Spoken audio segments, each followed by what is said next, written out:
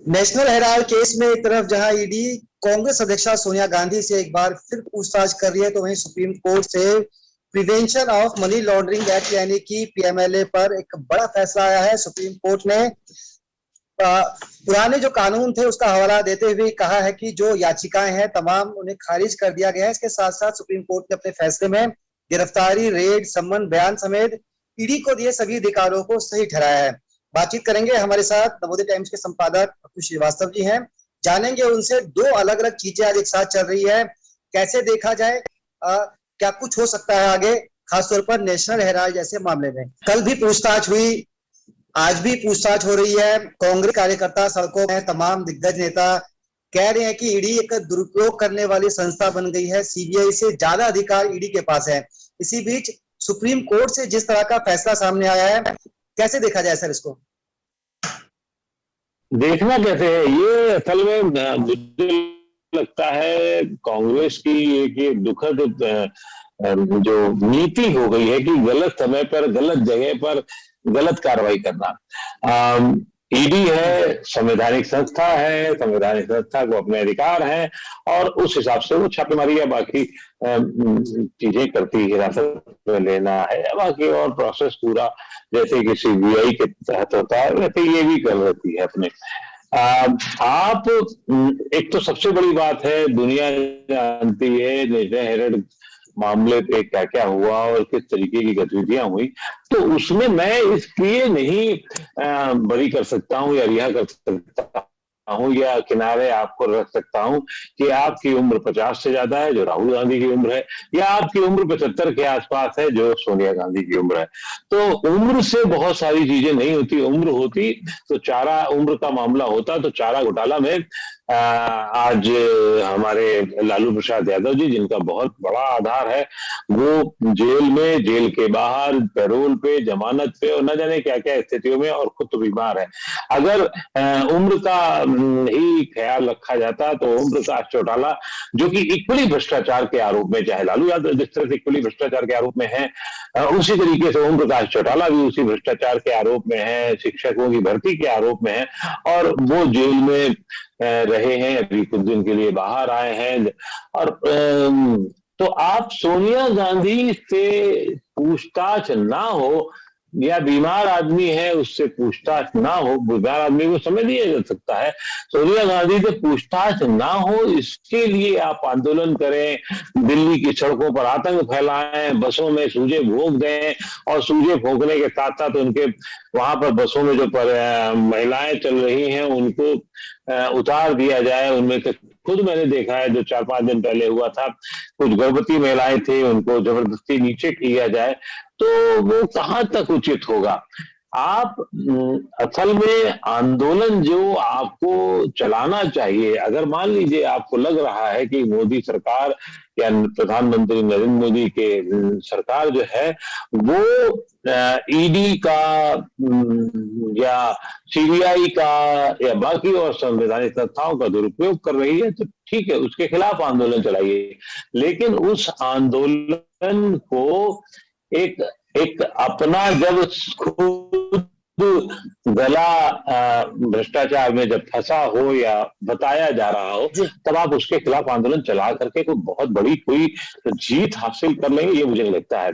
आप पाक साहब तो तब माने जाएंगे जब आपका इतिहास ठीक रहा हो, जो इतिहास ठीक नहीं है। रही बात नेशनल हेराल्ड की, तो नेशनल हेराल्ड मामले में जिस तरीके से सरकार ने तथ्य जो जाहिर किए हैं और जो सामने आए हैं, उससे ये कहीं साबित नहीं होता कि आप पाक साफ हैं। एक संस्था जो बिल्कुल ही घाटे की संस्था हो और फिर उसको एक संस्था से फिर कर दिया जाए, दूसरी से वापस ले लिया जाए और फिर उसके बाद में उसके पास इतना मलाईदार हो जाए, तो ये कैसे संभव है? तो ये जो चार्टर्ड अकाउंटेंट्स का खेल होता है, गणित का खेल होता है, जो उसके आधार पर आप ये कहें कि आपको राहत दे दी जाए। राहुल गांधी अगर ईडी के पास जा रहे हैं तो पूरे शहर को जाम कर दिया जाए, सोनिया गांधी जा रही है तो पूरे देश की राजधानियों में कुछ प्रदर्शन कर दिए जाए, तो इसमें कांग्रेसियों का तो प्रदर्शन होगा, क्योंकि कांग्रेसियों ने को कहा गया है कि सभी जितने मुख्यमंत्री हैं वो दिल्ली आ जाएं, तो चाहे वो जयपुर से अशोक गहलोत हो या सचिन पायलट हो, ये सब लोग भी वहां पहुंच जाएंगे और मंत्री भी छत्तीसगढ़ से भूपेश बघेल भी पहुंच जाएंगे अगर सुनवाई हो रही है। और थोड़ा बहुत ऐसा भी होगा कि झारखंड के कांग्रेस अध्यक्ष जो है बार बार कहेंगे सड़क पे खड़े होकर के मुझे भी गिरफ्तार कर लो भैया, मुझे भी गिरफ्तार कर लो। क्यों? क्योंकि नंबर वो करना चाहते हैं। और आपको याद होगा दिग्विजय सिंह ने पहली बार जब राहुल का प्रदर्शन हुआ था, राहुल के लिए प्रदर्शन हुआ था, तो दिग्विजय सिंह ने कहा था आते ही घुसते हुए, अरे भाई वो मेरा वो अटेंडेंस लगाना रजिस्टर कहाँ है? तो जब राजनीति में इस तरीके की चीजें हो तो लोग विश्वास क्यों करेंगे? तो ईडी के मामले पे प्रदर्शन करना बहुत अच्छा रहेगा। जहां तक दूसरी बात है कि पीएमएलए को लेकर के जो जितनी भी याचिकाएं दाखिल की गई थी उसके दुरुपयोग को लेकर के की गई थी और 100 से अधिक याचिकाएं हो गई थी। कार्ति चिदम्बरम, अभिषेक मनु सिंघवी, तमाम बड़े बड़े लोग उसमें आ गए थे। अब सुप्रीम कोर्ट का ये फैसला है कि साहब नहीं, ये सब कुछ नहीं है, ना ही आप इनको इनकी जो कार्रवाइयां हैं, चाहे हिरासत की है, चाहे छापे की है, चाहे वो है, वो सब वैध है और इसको आपको लागू करना होगा। तो जब लागू करना होगा अब हमें ये देखना होगा कि इस कार्रवाई के बाद में इस फैसले, ये फैसला है, ये कोई सिर्फ ऑब्जर्वेशन नहीं है, ये फैसला है। तो फैसले के बाद में कांग्रेस क्या करती है? कांग्रेस क्या चुप बैठेगी या मान जाएगी और फिर नियमित रूप से ईडी की कार्रवाई चलने लगेगी? मुझे नहीं लगता ये इतना आसान है। अभी ये कहेंगे साहब बेंच बना दीजिए और इस पर बातचीत और की जानी चाहिए वगैरह वगैरह होगा। सरकार के सामने भी ये लोग जाएंगे, तर्क अपने अपने होंगे और उसमें कितना सफलता होगी इनको बाद में ही पता लगता है। जी, कांग्रेस के कई दिग्गज नेता सोनिया गांधी के पक्ष में दिल्ली में है। खुद अशोक गहलोत जी ने कहा है कि ईडी ने आतंक मचाने का काम कर रखा है, सीबीआई से ज्यादा अधिकार ईडी के पास है। इसके साथ साथ आनंद शर्मा और गुलाम नबी आजाद वो भी कह रही है कि एक फैमिली है, राहुल गांधी से पूछताछ हो चुकी है कई घंटों की। ऐसे में एक बूढ़ी औरत को जो बीमार है, जो उम्र दराज है, उनको बार बार ईडी दफ्तर बुलाना न्याय नहीं है। क्या ये माना जाए कि हताश है कांग्रेस या फिर उनकी सीनियर लीडरशिप पर जिस तरह से ईडी के माध्यम से पूछताछ के लिए उनको बुलाया जा रहा है, कांग्रेस को लगता है कि कहीं ना कहीं सामने आना चाहिए, पलटवार करना चाहिए, क्योंकि बार बार वो ईडी को हथियार के तौर पर इस्तेमाल करने का आरोप लगा रहे हैं बीजेपी के ऊपर। जहां तक जिन नेताओं का आपने लिया नाम, चाहे वो अशोक गहलोत हो, भूपेश बघेल हो या और लोग नेता हो, वो यही कहेंगे। अंग्रेजी की कहावत है, they are paid for this. उनको ये उनके मुंह से निकलना ही चाहिए। आप कांग्रेस में काम कर रहे हैं तो ये भाषा आनी ही चाहिए। ये कोई ऐसा तो है नहीं कि नहीं होना चाहिए। उनका नेता गिरफ्तार है तो वो होगा ही होगा। लेकिन जब एक संवैधानिक संस्था है, संवैधानिक संस्था की कार्रवाई है, और ऐसा तो है नहीं कि वो सिर्फ उन्हीं लोगों के खिलाफ हो रहा हो जो जो सत्ता के विरोध में हो, कुछ और लोग भी हैं उनके खिलाफ भी हो रहा है, उनकी कार्रवाइयां हो रही हैं। जो आर्थिक अपराधी हैं उनके खिलाफ भी कार्रवाइयां हो रही हैं ईडी की। तो इसको आप इतना सामान्य ढंग से देख के, हाँ, आप या तो आप ये कहिए कि साहब हम राजनीतिक दल हैं, हमें माफ किया जाए, हम तो ये सब करने की छूट है हमें, तब तो ठीक है।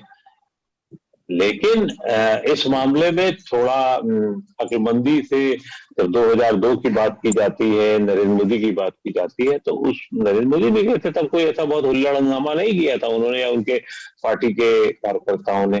तो देखिए, राजनीति और राजनीति का सही जगह इस्तेमाल करना शायद लगता है अभी, शायद मेरे हिसाब में, हो सकता है उनके हिसाब से ठीक हो, कांग्रेस सही दिशा में नहीं ले जा रही है और इसी वजह से उसको आम जन का समर्थन नहीं मिल पा रहा।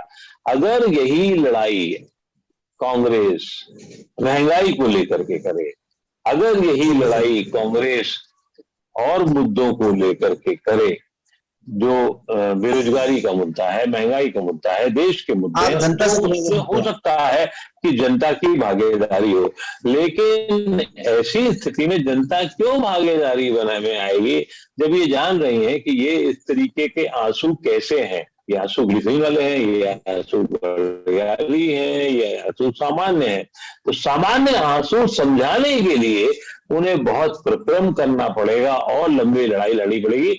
नेताओं के लिए नेताओं का आगे आना, उसी पार्टी का आगे आना, ये आम जनता को समझ में नहीं आता। ये कांग्रेस के सर नेताओं को समझ लेना चाहिए। अगर कांग्रेस में सांसें आगे ले जानी है तो उनको कांग्रेस की लड़ाई नहीं लड़नी है, उनको आम जन की लड़ाई लड़नी होगी, तभी उनकी लड़ाई सफल हो सकेगी। सर एक एक चीज और आपसे समझना चाहेंगे, सुप्रीम कोर्ट ने आज पीएमएलए पे जिस तरह से स्टेटमेंट दिया है, अपना ऑर्डर दिया है, क्या नेशनल हेराल्ड मामले में कुछ गिरफ्तारियां हो सकती है या गिरफ्तारी का डर आने वाले समय में बन सकता है? क्या लगता है सर?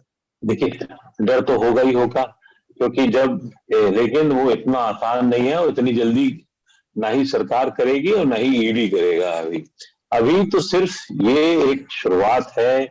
जैसे पुलिस वाले जब बुलाते हैं थाने में, एक दहशत होती है, डर होता है, और इसमें अगर कुछ खुलासे होते हैं, कोई पक्ष और आए था जो सरकार के साथ में खड़ा हो जाता है या कार्रवाई के साथ में खड़ा हो जाता है, दूसरी स्थितियां होती है। ये सब तो सिर्फ अभी बयान लेने के काम है, जिसको आप राजनीतिक भाषा में, राजनीतिक क्रम में कार्रवाई, विरोधी कार्रवाई सकते हैं। लेकिन ये गलती और ये हताश हो सकती है, ये आपको निराश कर सकती है, लेकिन ये आपको अभी मुझे नहीं लगता कि हाल फिलहाल में जेल में डालने वाली कोई बात होगी, क्योंकि अभी बहुत सारी लंबी प्रक्रिया होती है। ईडी अपनी जांच करेगी, बात करेगी, कुछ दिन बाद फिर बात करेगी, फिर बात करेगी, कभी इनको बुलाएगी, कभी उनको बुलाएगी, कभी अभी तो 2-3 लोग और है ना परिवार में, उनको बुलाया जाएगा। ये प्रक्रिया जो है वो उसी की है। देखिए, राजनीति अब स्थित, आज की राजनीति बड़ी शतरंज की खेल की हो गई है, और ये पहले से सोच लिया जाता है अगर राजनीतिक होती है कि तब कब कहां होगा। ईडी को भी पता है कि अगर इस मामले में हमें क्या करना है और कैसे करना है। मैं तो इसे सीधे राजनीतिक लड़ाई भी मान लूं, लेकिन इस राजनीतिक लड़ाई में पब्लिक नहीं मान सकती विशुद्ध रूप से। क्यों? क्योंकि वो उसको पता है कि इसमें कुछ खेला हुआ है, और उस खेले में वो बहुत ज्यादा आगे तक साथ नहीं जाती, पब्लिक साथ नहीं जाएगी, कार्यकर्ता जाएंगे, कार्यकर्ता करेंगे। और पीएमएलए को जब सुप्रीम कोर्ट ने आज की तारीख में वैध घोषित कर दिया है, उसकी कार्रवाइयों को लेकर के जब वैध घोषित कर दिया है, तो मुझे इसकी संभावना कम लगती है कि आगे कुछ और भी स्थितियां ऐसी होंगी जिसमें सुप्रीम कोर्ट पे कदम उठाया जाए। ये सुप्रीम कोर्ट के लिए इतना हो सकता है कि ये लोग जाएं और फिर एक, क्योंकि कानूनविद बहुत बड़े हैं, तो वो कानून को रिवाइज पिटिशन रिवीजन डाल सकते हैं या बड़ी बेंच की मांग कर सकते हैं। ये तकनीकी खेल चलते रहेंगे इधर से भी और उधर से भी। मतलब पूछताछ का दौर लंबा चल सकता है, और फिलहाल गिरफ्तारी जैसी कोई संभावना नहीं है। सर बहुत बहुत शुक्रिया बातचीत करने के लिए, समझाने के लिए। पीएमएलए कानून पर सुप्रीम कोर्ट का जो वक्तव्य आया, उसके साथ साथ नेशनल हेराल्ड केस में ईडी दफ्तर में जो कुछ चल रहा है, बहुत बहुत धन्यवाद सर बातचीत करने के लिए। धन्यवाद आपका भी।